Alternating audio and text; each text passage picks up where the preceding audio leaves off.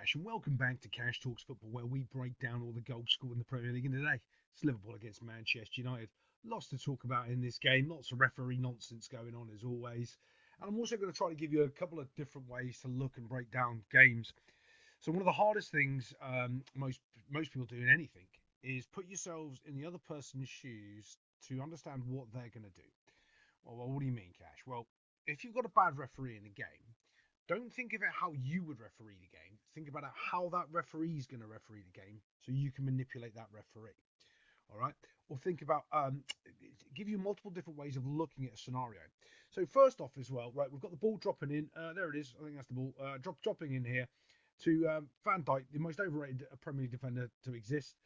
And don't get me wrong, it's not that he's not a good defender. It's just that he's overrated. And he's at fault for this goal. And no one's going to call it because it's Van Dijk. If you took all the names off the backs of these shirts of these Liverpool players and you said, what's this team played? You go, oh, they'd be a mid-table, bottom-level team. They don't score goals. They don't keep possession very well. They don't create that many chances. They don't, they're a weird team at the moment. And yeah, did they hit the post a couple of times today? Yeah, but that wasn't because the team created the chances. It was because a player created the chances. And then if you told me their best player's on the right wing, you'd go, well, no, he didn't kick the ball the whole game. And what people do, this is what I'm saying, is you have to look at something sometimes in a different abstract way. I'm going to talk about this more tomorrow night on Monday Night Live, 8 o'clock on the channel. Is the amount of times people judge players on what they were doing last year or what they've done previously 2 years ago is insane. You judge them on what they've done for the last 5 games. That's what you judge them on. You're only as good as your last game of football. And if you haven't scored, you haven't created opportunities, and more importantly than most of these Liverpool players don't work hard, that's the sort of performance you're going to get. And it's only going to get worse for this Liverpool team because they just can't find any balance. They've got some problems with he shouldn't be having Isak on the field. He's not good enough. He's just not fit. But because there's a price tag and his name's Isak, you're playing him. And that's not how you pick players. That young kiddie that they bought instead is great. They should be playing him up front. He was scoring bunches of goals. And as soon as they took him out of the team, they started losing. You play players that are playing well or in form, and you get those other ones around you slowly to get into form. You make them earn their spot. You don't just give it to them because they're £150 million price tag. And Slot's going to he's going to find out the hard way that he's doing everything completely and utterly wrong. But we're going to talk about this challenge right here as it jumps up. We've got Van Dijk pushing, I think it's in Burma, pushing here and creating a problem. He's the one that actually elbows McAllister in the head. Now, here's the problem. By the letter of the law, you got to stop the game. But he didn't, so you got to deal with it. And that's the problem in football. This referee today did so many things that other referees in previous games would have done. Or, I gave a yellow card to, I think it was Ahmad. Ahmad won the ball, went through, took the player out. Well, a goalkeeper did that, won the ball. We didn't win the ball. The other player took the ball, touched the ball, took the player out, and wasn't a penalty because he touched the ball.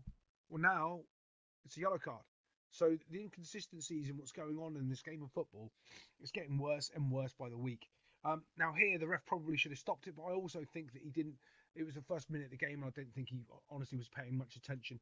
Neither was most of the Liverpool team. I also want you to watch this as well. Look at his body shape. Bump, he's facing this way. That's important, all right?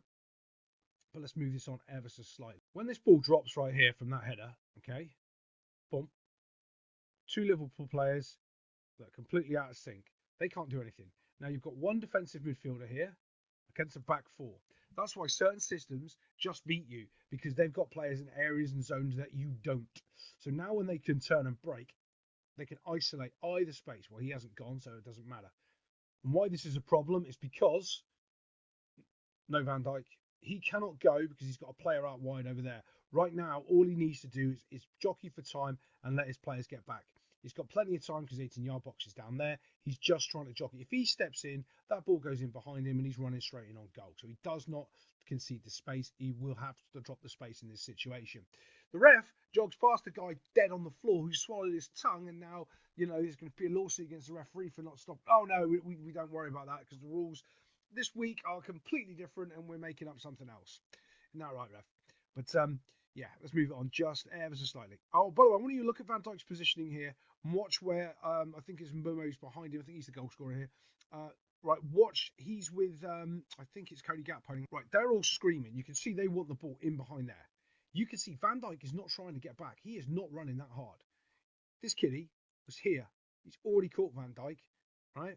But he doesn't really think it's going to be much of a danger. He really doesn't. And watch, he's behind Van Dijk. Van Dijk does have a little look though. Let's see if I can find out where that's. So it was immediately after. Have a watch. Just watch him look. Do you see? He looks. He knows where he is. He knows there's a runner behind him. Now what he's expecting, what Konate to come out of position from the other side. Now, yeah, you do have that rule where you do defend in front of you, but you know what you can do? You can use your pace, which you're really just jogging at this moment. You're not running. He's running. You're not, and then you can just go with him. Okay. If Konate's coming, well, yeah, this is Van Dijk's to deal with, and then Konate's to cover up for him, but not Konate to come in. And this is one of the other problems that happens is there's this snapshot of perception when the ball goes in the net of which defender is closest to the person that, well, he's not made the tackle. Yeah, but he shouldn't have been there in the first place. He's run over here, and it looks like he's missed the tackle because he shouldn't have been covering. You should have been doing your job in the first place. You shouldn't be allowed a player to run in behind you who you just challenged and won a header from. Okay? He got up and outpaced you to the 18-yard box. How did you push him over? He'd get up and still beat you to the 18-yard box. And you're going to tell me you're a good Premier League defender? No, sorry, not having it, Van Dijk, not having it. Right, off he goes. See Van Dijk's pace, you see him slow down, and he's in behind. Now, honestly, the keeper here is shocking. He is shocking. And that's one of the other problems I think that Liverpool have as a back four, is they get complacent with Alisson being in goal. Who's the kiddie last year they had? They got rid of. They probably want him all back now because whoever this kiddie is just isn't good enough. He just isn't good enough. We're going to get onto the second goal and the mistakes he makes there as well. But yeah, Van Dijk, you've been outpaced, outclassed, outrun. Konate still goes though. He still tries hard. Look, he's still sprinting. He's almost getting there. Van Dijk, nowhere to be seen. Absolutely nowhere. Remember, this is the guy that won the header who put him on the ground. He got up off the ground and still turned and outran Van Dijk all the way back to the 18-yard box. Yeah, not good enough. Keeper, make a decision. Do you stand still or do you be strong? He comes forward, running forward, gets it put through his legs. It's an easy 1-0. You can blame the ref all you want, and you're probably right, but we all know that the referees in the Premier League are so awful. If you go follow us on our Patreon channel, you'll see there's some certain discussions going on there because I believe, and like most people in our Patreon, it's free. Pretty much all my stuff over there is free. There's going to be some backlash sooner or later against these referees because it's getting ridiculous week in, week out. Like, well, what do you do? If you're United, you take the goal. If you're Liverpool, you yell at the referee. If you're everybody else in the league, you kind of look around and go, oof, thank goodness that wasn't us with that ref. Let's move it on. Liverpool carved open United with a couple of attempts. Flew, hit the post. And this is what I'm talking about, a couple of good ways, different ways of looking at stuff. Give it the positive. Okay, we create a great opportunity, beat the defender, got a shot away. Look at the negative. None of that matters because you didn't get it in the goal. You didn't actually hit the target. You hit the post, not the target. The keeper didn't have to make a save. So you look at it those two different ways. And the problem that happens is you've got to be careful because when you become more positive and you don't look at the reality of the situation ends up slapping you. If you become more negative, right, then you get into the sort of a death spiral that everything's negative and everything's never. You kind of want to have a balanced opinion and go, it's an all right opportunity. They should have done better. That's the reality of the situation. Because either way, you're not facing with reality, and reality will always come back and bite you. And I think Liverpool right now are in a sort of a slippery slope because they don't have that balance up front right at all. Speaking about hitting the target, this is all Bruno Fernandes needed to do to make it 2-0, and you're just sitting there as a United fan going, why are you not hitting? That's what he does all day. United came in with a certain game plan, you can see it, and they got an early goal, and then they just kind of didn't really do much, but they did create a couple of opportunities when they did get the ball, and this is one of them. Gets down the side, and he's got Liverpool are at 6s and 7s again. Look at this. There's 1, 2, 3 players pressuring the ball, and they leave a massive gap in midfield. They just don't know what they're doing. I mean, on the last review, I was saying the same thing. They got too many players running towards the ball, and I have a feeling it's like they're not settled side. With all these new players coming in and all these other players gone, and the death of their mate and all that stuff, they're just not a settled side. They don't know who's playing in midfield. They don't know who's pressuring the ball, left, back, right. They're just all over the place, and you can see it. And Fernandes, he actually hits the post. I'll be honest, he does hit the post, right? Yeah, he pings it off the post. But look at the keeper again. He's had a mare. He's already down on his knees. Yeah, terrible goalkeeping. If you're rat-faced there, though, you're definitely upset with yourself because you should have got yourself a goal. And this is something I want to talk about because there's two aspects here. First off, look at United. They've got a 4, got pressure on the ball, people ready to drop, win the next ball. What are Liverpool doing? They're all on the back post, kind of waiting for something. And there's no sort of rhyme or reason what they do. Gakpo gets the ball, kind of runs in and shoots. Salah gets the ball, kind of runs in and shoots.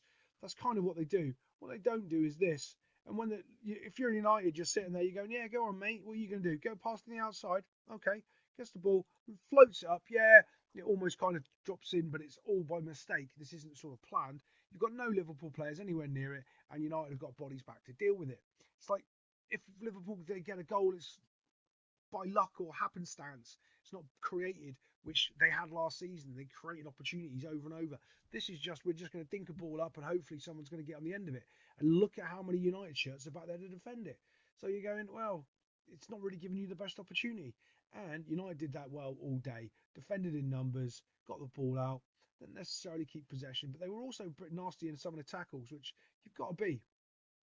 This is the Isak chance. I'm not going to really show it much, because what I want to show you is what's happening on the game on the game of football here, and it's absolutely nothing. I'm going to move this forward a couple of seconds, and you're going to see everyone from Liverpool who stood in the same position, except for Isak, who makes first time he makes a run in the game, I think. We've just moved it forward. Now, first off, United are playing awful because they're too high here. They should know better. There's no pressure on the ball. With pace like Salah and Isak, they can't afford to do this, and this is probably the only time they did do it and got caught out in the game. But again, you can see between those two little clips I've just shown you, there is no movement for Liverpool. There's no players. And what does movement create? Create someone to follow you, create space in behind them, creates passing lanes. Liverpool's got none of that. When United went forward, they were coming from a position to run into space, so they created movement. Liverpool didn't at all. Even when that ball's played, have a look. It's not running, not running, not running, not running. No movement whatsoever. Just one player from Liverpool. Look at the United players. 4 of them are running back. No one is going with Isak to support him. And yeah, that sums up Liverpool really. No running, no effort. So this is the Liverpool goal, and for the first time you can see 2 things happen. United don't have their sort of numbers, an extra number back here. They're getting caught. I think it's because of their substitutions more than anything. But also, Chiesa. Every time I've seen this guy play for Liverpool so far this season, he's made a difference for Liverpool. He's either scored goals or set goals up. I'll be starting him with that Ekitike kid. Is it Ekitike? Yeah, whoever that other young kid he is instead of Isak. I'll be starting him all day, every day. And this is the reason why. It's because he's not dinking balls up to the back post like Gakpo does and Mo Salah does. He's driving this across the 6-yard box and asking someone to kick it into the net box. And that's exactly what they do. Your selection of cross is more important sometimes, the type of cross you're putting over of where people are, because the other team can just get in the way and score an own goal. This is a bit of a messy goal. United couldn't clear the ball. They couldn't get it out for the first time really in the whole game. And all of a sudden, Liverpool get the ball, fire it across the box, and tap it in for an easy goal. Now I want to show you this, because if this kiddie didn't dive to try to stop the shot, it would have been offside. Yeah, I just think it's funny. He tries, right, and he gets punished. If he didn't try and stretch out his foot, he wouldn't have kept whoever this kiddie is here. Yeah, who scored? You know who scored. Yeah, let's move it on. So this is the corner. I think it's the last 9 minutes of the game. Liverpool just don't see the game out to get their point or whatever. Don't do a good enough job defending. It's not the first time we've said that this season as well. Who did they lose to? Was it Chelsea or Palace near at the end of the season? Last couple of kicks of the game. Oh no, the Palace game they got battered, didn't they? Strike. I want you to watch this goalkeeper. Watch his reaction. Okay, watch. Don't down straight away. He's already dived on the ground. Bump.